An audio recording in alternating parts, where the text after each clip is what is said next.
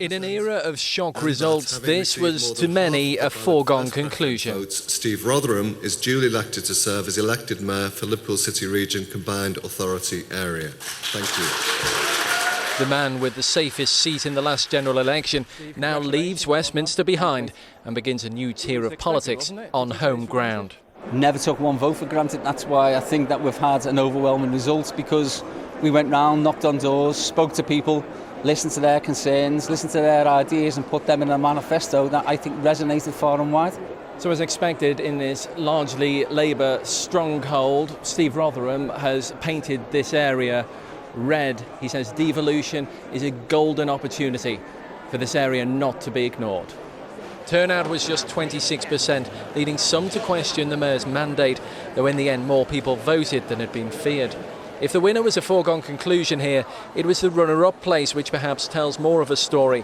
The Conservatives polled nearly 3 times that of the Liberal Democrats. To get nearly 60,000 votes, to get 20% of the vote, and to get triple the vote of the Liberal Democrats was quite a good result for us. So I'm pleased with that. The other parties didn't really come into the reckoning as they had done previously. So I think that for the Conservatives here in the North West, this is a really important result. I don't think we should take too much from this result simply because the voters haven't turned out. I think what we've had is a lot of Conservatives wanted to come out of the woodwork to support what Theresa May's been saying lately.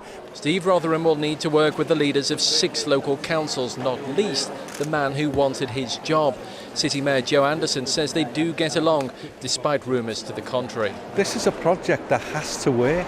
It's important for us to work together to take more devolution from central government so we can make the changes that we all want. This is about people, not about politics. Despite that, Joe Anderson says he'll now put his name forward for Steve Rotheram's parliamentary seat, and candidates on the losing side of this race may also now turn their attentions to that next big vote. That's the democratic system that we have in our country. It's whoever wins, and it's disappointing when people don't turn out. But of course, this is the first time we've ever had anything like this in the Liverpool City region. And if you have a look what happened in London when they first had, it was Ken Livingstone twice, and then they had Boris Johnson twice, and now they've got Sadiq Khan. The turnout there is high because people understand what a London mayor is. Well, in 3 years' time, believe me, they'll understand what a Liverpool City Region Metro mayor is. And for those people who didn't turn up, who aren't still convinced, what will you say to them tonight about what you are going to bring to the city and bring to the region to make it a better place for them? Well, of course, one of the first things is that we need a fair share of funding, and both myself and hopefully Andy Burnham, if he's elected in Greater Manchester, will work collaboratively together to ensure that we put aside those tribal differences between our 2 great cities and get, for instance, transport infrastructure. For every pound we get, the South gets 6. That's not fair. And we need a link, crossrail for the North to go between Liverpool, Manchester and Leeds and Sheffield, and right the way across to Hull. So as an individual, I'll be doing everything that I can in my power for my city region, but for the North West, the 2 great cities coming together will be fantastic for everybody. Labour has done pretty poorly overnight, it's fair to say, and through the day. You are a success and you must be very pleased with that, but some critics might say that you have left a sinking ship.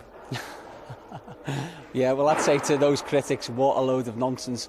What I've left is a system, I think, a political system in Westminster that has not served the people for my city region well over the last 7 years. And, whilst we try as MPs to do everything that we possibly can, I don't believe that a Tory government in Whitehall and Westminster has given us a fair crack of the whip. So this is a fresh opportunity for us, and I think as a voice for 1.5 million people in our city region, that I'll better articulate the concerns of people here and go down and be able to wrestle further powers so that we can do things locally without the additional help of a national government. Yes, the newly elected Metro Mayor for Liverpool came straight here to this hotel from the Count. for what felt like and feels like a garden party of celebration, really. He was surrounded by friends and family and, of course, Labour supporters. But there was one formality to get out of the way, first of all, and that was to receive in-person congratulations from the Labour Party leader, Jeremy Corbyn. Now, Mr Corbyn accepted that whilst it had been a difficult day for Labour elsewhere in the country, certainly here in Liverpool, it had been a landmark day. The whole country can learn a lesson from Steve and from Merseyside.